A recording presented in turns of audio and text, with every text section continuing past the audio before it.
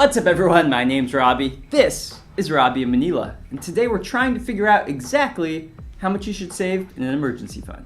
I actually think a lot of people have a love-hate relationship with emergency funds. On the one hand, just keeping money in an emergency fund inside like a bank account that yields like 0.1% is inevitably gonna lose money to inflation every year. And that literally means that every single year your money is worth less because you're not getting enough interest to outpace inflation. And in that regard, an emergency fund is really a terribly inefficient place to keep money. But on the other hand, the opportunity cost of not having an emergency fund can be huge. For example, say you have a sudden financial emergency and you have to put money on a credit card because you don't have an emergency fund. Well, now you're gonna pay at least 15% in interest on your card, and that ends up being a real cost. Or maybe you lose your job, and because you don't have an emergency fund, you can't pay your mortgage or you can't pay your car payment, and you could potentially lose your car or lose your home. And so in that regard, emergency funds are really great places to have money. And so I hope you realize that the amount that you keep in an emergency fund is actually kind of important. It's inefficient to have too much money, but you definitely have to have enough so that if something happens, you can basically cover your expenses. So that's what we're going to talk about after the intro.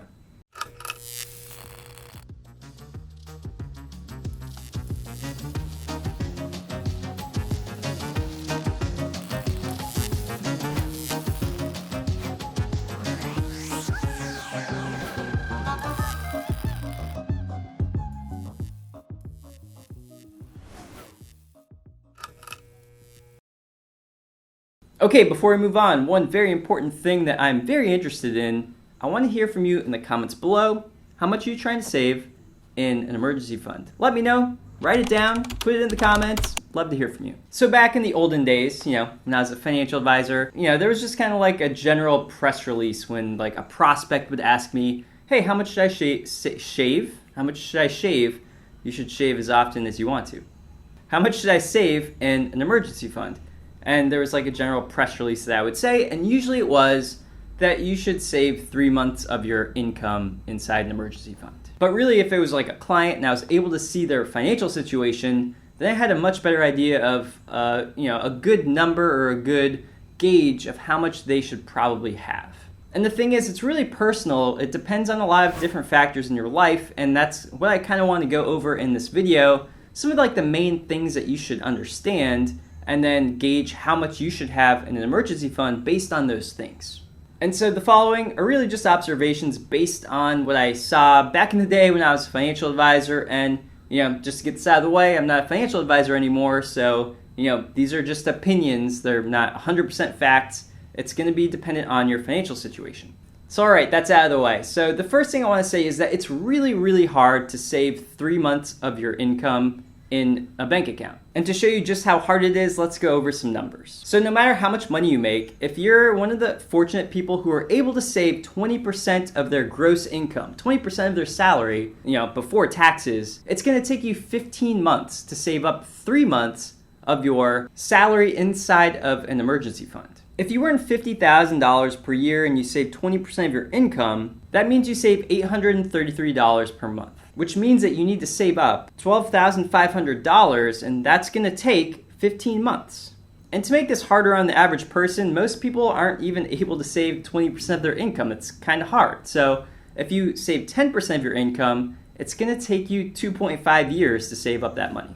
And so yeah, it's really hard to save up a decent chunk of money in an emergency fund. It takes a while. It's not like one of those things where we can do it like in 3 months. It's going to take some time. So let's answer the question of how much you might want to think about having in an emergency fund based on different factors. The first factor I would say is are you single or are you married, and do you have kids? If you're single, you don't have kids, you don't have dependents, no one's depending on you making money, well, you might want to take a little extra risk. Maybe it's okay to just have a month of your salary in an emergency fund. Now, if you're married, if you have kids, then you might want to think about having up to 3 months of your salary. Another important factor to me is the industry you work in and your specific job. So, for example, is your job, do you think that it's safe? Have there been layoffs in your company? Is your company doing a good job? Are they growing? Are they shrinking?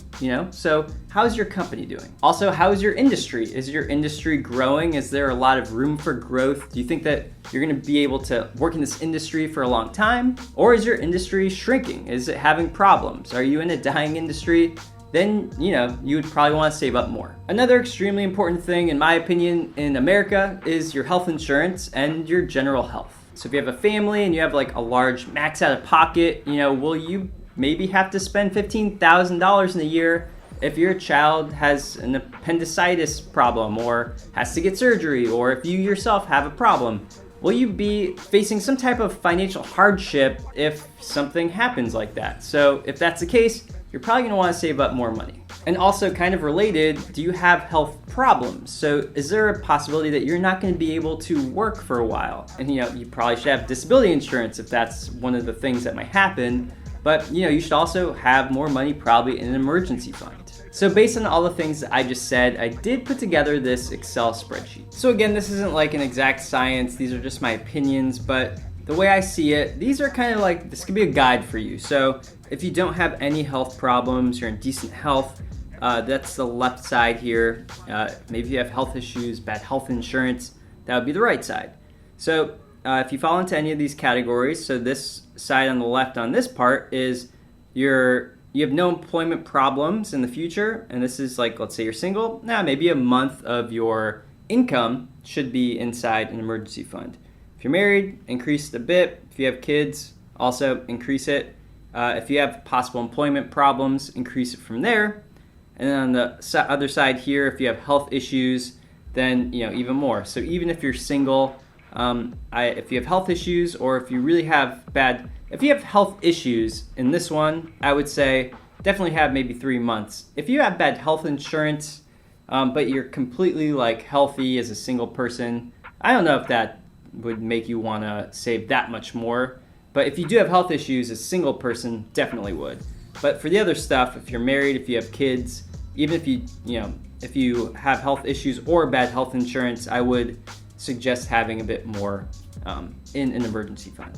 And so pause this video if you want to take a look, but we're going to move on from here. And so the next part of this is the strategy that you would use to save up the amount of money that you decide that you need. A lot of times I feel like it's better to have milestones and not just only try to save up all of the money at once, but hit milestones and then change up what you're doing along the way. So for me, the way I would do this, if I didn't have any health problems, is I would just focus first on getting 1 month of my salary.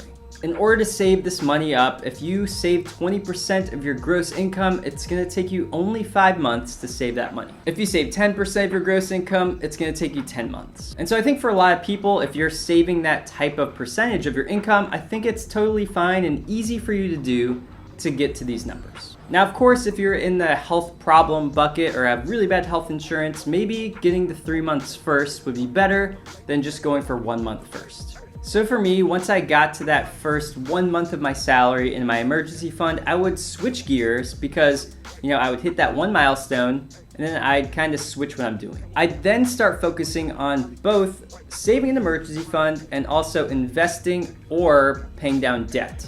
And the reason I think this is important is so that you feel like you're accomplishing multiple goals at the same time. So an example of this would be, let's say I am saving 20% of my income and I get my 1 month of salary and savings.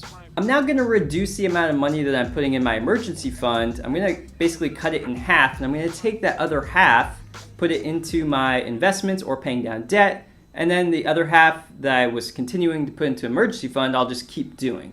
And so what's going to happen is to save up 3 months total of my emergency fund, I started with 1. I need 2 more months to get to my 3 months of my emergency fund. What am I doing with my hands here? So it's going to take me another 20 months to save up this other 2 months here. So I'm saving now half of the money I was before because I'm putting the other half into investments or debt pay down. So it's going to take a little bit longer for me to save up the other 2 months of the emergency fund. And so that's what I would do though. I think it's good to have debt pay down and or investing and also saving for your emergency fund. Now again, if I was in the higher risk bucket, then I would probably want to get to 2 months before I start doing the half and half, or maybe even 3 months. It really depends on your situation. So that's all we have for today's video. Remember, leave a little comment, let me know. I'd love to hear from you how much you're thinking of saving in your emergency fund. Also, don't forget to hit the like button if you like this video and subscribe if you want to see future content like this. And by the way, there is another video coming up on the end screen, so you should probably watch that, and it's coming up right now.